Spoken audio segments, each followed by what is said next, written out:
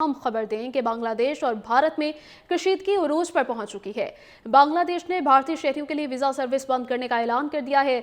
भारतीय बाशिंदों के लिए बिजनेस और सियाहती वीजा सर्विस मुकम्मल तौर पर मुअत्तल कर दी गई है। कोलकाता, मुंबई और चेन्नई के सिफारती मिशन में वीजा सेक्शन बंद। बांग्लादेश वजारत खारिजा के मुताबिक फैसला सिक्योरिटी वजूहात की बिना पर किया गया। वीजा सर्विस मुअत्तली के बाद दोनों ममालिक के दरमियान सिफारती कशीदगी उरूज पर पहुंच चुकी है।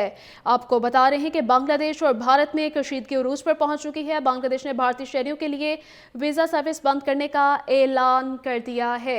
बांग्लादेश की जानिब से भारतीय शहरियों के लिए वीजा सर्विस मुअत्तल करने के बाद दोनों ममालिक के दरमियान सिफारती कशीदगी उरूज पर पहुंच चुकी है। इस हवाले से हमारे साथ मौजूद हैं माहिर बैनुल-अक़वामी उमूर हमजा रिफत हुसैन साहब। सर, बहुत शुक्रिया आपके कीमती वक्त का। क्या कहते हैं आप कि बांग्लादेश और भारत के दरमियान जो सूरत हाल मुसलसल कशीदा हो रही है, अब बांग्लादेश ने भारतीयों के लिए वीजा सर्विस भी मुअत्तल कर दी है, इन दोनों पड़ोसी ममालिक में कशीदगी का ये सिलसिला खत्म हो पाएगा या आप समझते हैं कि इसमें मजीद इजाफा होगा?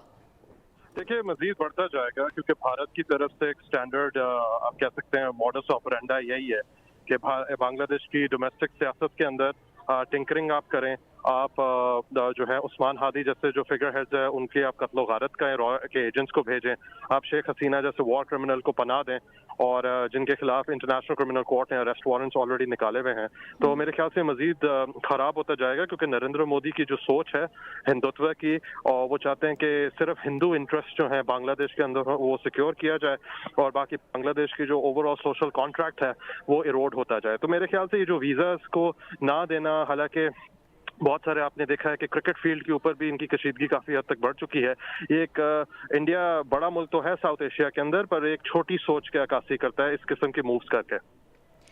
अच्छा हमजा साहब, ये भी बताइएगा कि अब इस इक़दाम के बाद भारत के पास क्या ऑप्शंस रह जाते हैं सिफारती या पॉलिसी ऑप्शंस के बारे में, वो क्या इख्तियार कर सकता है?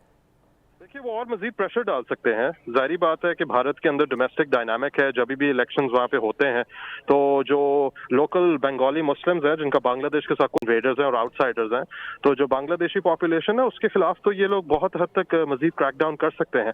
और शेख हसीना को जो इन्होंने पनाह दी हुई है और बहुत सारे मिलिटेंट ग्रुप्स को उन्होंने आज तक पनाह दी हुई है, इससे साफ साबित होता है कि इंडिया का कोई एपेटाइट नहीं है फॉर पीस विद बांग्लादेश, या वो चाहते ये हैं कि बांग्लादेश के अंदर डिस्ट्रप्शन हो, हिंदुत्व फोर्सेस को एम्बोल्डन किया जाए, शेख हसीना की फोर्सेस को और जो अवामी नेशनल लीग की फोर्सेस है उनको एम्बोल्डन किया जाए।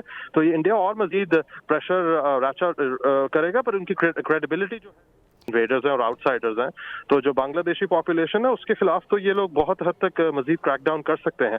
और शेख हसीना को जो इन्होंने पनाह दी हुई है और बहुत सारे मिलिटेंट ग्रुप्स को उन्होंने आज तक पनाह दी हुई है, इससे साफ साबित होता है कि इंडिया का कोई एपेटाइट नहीं है फॉर पीस विद बांग्लादेश, या वो चाहते ये हैं कि बांग्लादेश के अंदर डिस्ट्रप्शन हो, हिंदुत्व फोर्सेस को एम्बोल्डन किया जाए, शेख हसीना की फोर्सेस को और जो अवामी नेशनल लीग की फोर्सेस है उनको एम्बोल्डन किया जाए।